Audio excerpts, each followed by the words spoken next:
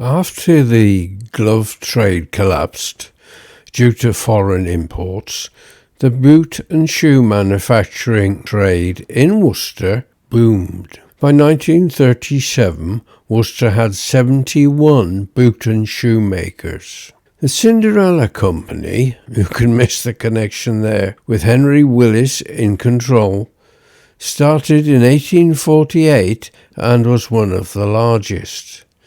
They prided themselves in making the best high-class footwear.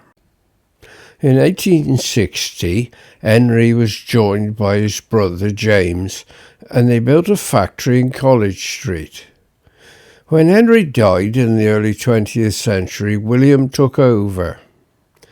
In 1835, Thomas Arkwell was listed as boot and shoemaker at 11 College Street.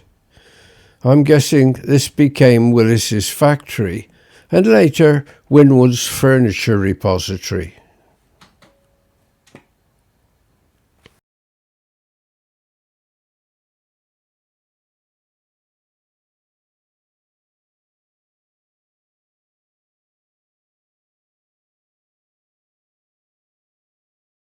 The firm moved to new premises in Watery Lane, St John's.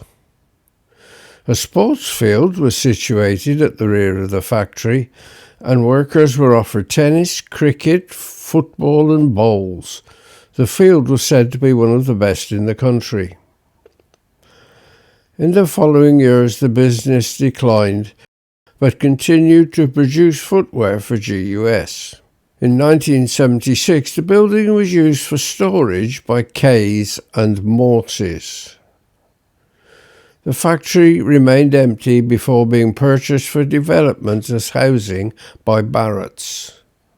The front was converted to 23 apartments called Cinderella Court. The rear of the building, which was by now derelict, was demolished to make way for 84 new homes known as Willis Place.